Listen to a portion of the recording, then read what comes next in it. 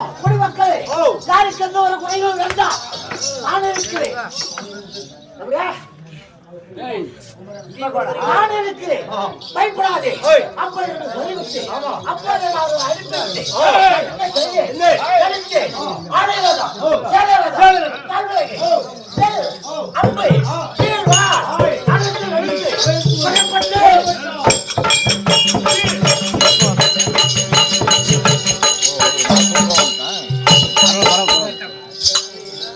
அப்படி வா காலகத்துக்கு புறப்பட்டு காட்டில் உள்ள மிருகங்களை எல்லாரும் மாதிரி அதர்ம வேட்டை ஆடக்கூடாது.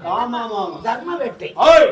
அதர்ம வேட்டை என்றால் ஒவ்வொரு மிருகத்தை கண்டால் அது கொள்வதுதான் அதர்ம வேட்டை. நான் என்ன செய்தேன், எந்த வனத்தில் இருக்க மிருகங்களை எழுப்பி ஒண்ணுக்கும் அடிபடாமல் அது இந்த வனத்தில் இருக்கும். அப்படி வனத்திற்கு ஓட்டிடுவான்.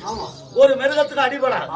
அப்படி வேட்டை ஆடிவிட்டு 12 மணி நேரம் அந்த 12 மணி நேரத்தில் தண்ணீர் தாகம்.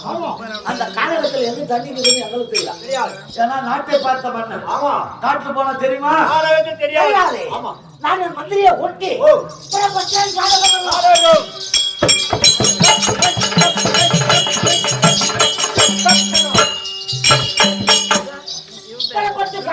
சுற்றி பார்த்தோம்.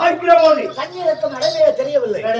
அப்போது பார்த்தேன், ஒரு பருத்த கல்லின் மேல் ஏறி ஜலம் எங்கிருக்கும் அப்படி பார்க்கிற போது அங்க பாருங்க, முன்னாடி தெரியும் பாரு, ஒரு ஆசிரமம் தெரிந்து ஒரு குடிசை வீடு. அந்த கானகத்தில் இருப்பது ஒரு குடிசை வீடு. அது யாருடையது? பாகிஸ்தானுடைய ஆசிரமம். அவன் சன்னாசி துறவி. ஒரே ஒரு ஆள் தான் இருக்கிறான். எங்க அந்த அரண்மனையிலே ஒரே வருவன் இருக்கிறார். என் மந்திரியை கூப்பிட்டு புறப்பட்டு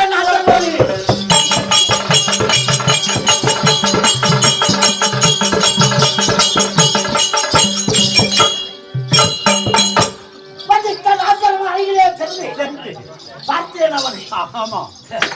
என்னடா அவனை பார்த்தா ஒரு துறவி, அதுலயும் ஒரு சன்னியாசி போல நாம் வந்திருப்பது யானைப்படை குதிரைப்படை சொல்லக்கூடிய பல வட்டங்களை சேர்த்து காலகத்திற்கு வேட்டைக்கு போயிருக்கோம். அப்போது வதிஷ்டன் கேட்டான், ஐயா கௌசிக ராஜனே, என் அரண்மனை தேடி வந்திருக்கிறாய், உனக்கு என்ன வேணும் கேளு அப்படின்னா நான் நினைச்சேன், இவன் ஒரு சாமியாரு, நம்ம கிட்ட படை என்ன பலம் என்ன, இவன் வா சாப்பிடு என்ன வேணும்னு கேக்குறானே. இவன் நம்ம எல்லாம் போன சாப்பாடு போடுவான். இல்ல வந்திருக்கக்கூடிய சேனாசாயத்துக்கு தண்ணி தான் கொடுப்பானா, தண்ணீர் கொடுப்பானா நினைச்சு. அப்போது வதிஷ்டன் சொன்னான், உன் சேனா சைனத்தை அழைத்து கொண்டு வா, தண்ணீர் தானத்தை அறிந்துகிறேன், உன்னுடைய படைகள் எல்லாம் அழைத்து வா, அவர் உண்ணுவோரை சாதம் அளிக்கிறேன் அப்படின்றானோட ஓப்பம் சொன்னோம். ஒருத்தங்கிறது நம்ம எந்த ராஜா அரண்மனையை தேடி ஒரு டைமுக்கு 50 பேர் வந்துட்டாலே என்னாலே சாப்பாடு போட முடியும். ஆனா இவன் இருப்பதே ஒரு துறவி, அதிலும் சன்னியாசி. இவன் எல்லாருக்கும் போடுறேன்னு சொல்றானே, இவனை பார்க்கணும் அப்படி என்று சொல்லி அதே சிலை முட்டாங்க ஓய்வு சொல்றான். பொக்கால ஓடிக்கல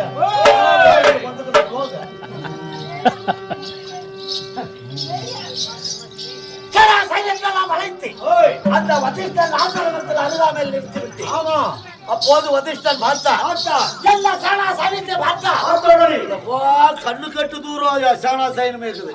அப்போது அவன் பார்த்தா திருநீர் பையை எடுத்தா, ஒரு முடி திருநீரை எடுத்தான். ஓம் நமச்சிவாய, ஓம் நமச்சிவாய, ஓம் நமச்சிவாய 3 முறை சொல்லி வாயு பகவானை அழைத்து அந்த வாயு பகவான் மூலமாக இந்த திருநீரை ஊதினார்.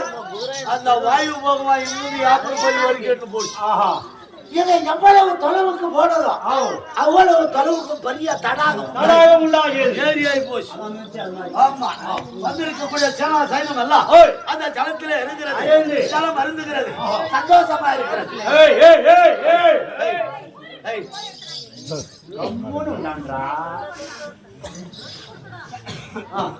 சேனா சைனமெல்லாம் தாகம் இருந்தது. ஆனா என்னோட வந்திருந்தா பாரு சேனா சைனங்க அவர்களை அழைத்தார்கள். உன்னுடைய ஆட்கள் படைகளை கொண்டுடு அப்படின்னு இன்னொரு யாப்பனு பள்ளி வரைக்கும் உட்கார வச்சுட்டான். லைன் கட்டி சாப்பாடு போடுறேன்.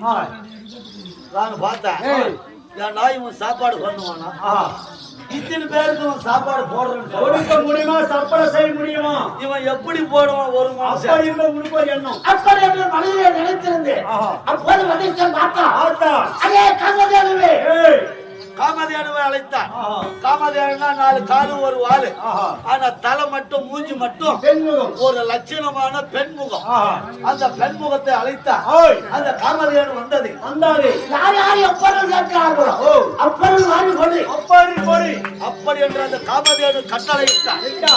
யார் யார் என்ன பொருள் நினைத்தார்களோ அந்த பொருள் அப்படி அப்படி அவன் வேலை கொடுத்தது பார்த்தேன். இப்போது யோசித்து பார்த்தேன். நாம் ஒரு அரசரா இருந்து நாம் ஒரு துரும்பு அரசனா இருந்தாலும் எந்த பிறவி முன்னிலையிலே நாம் ஒரு துரும்பு சாதிக்க முடியாது சாதித்தானே என்று அப்படி சொல்லி அப்போதே இந்த ராஜகுடியை அகற்றி இந்த ராஜகுடியை மந்திரிகளை கொடுத்து என் நாட்டை நீ பார்த்துக்கோ அப்படி என்று சொல்லி அப்போதே புறப்பட்டு எங்க கைலாயம் 2011 கத்திரம் வளர்த்த அந்த சௌரமானை கோரி தவத்துக்கு சென்று விட்டு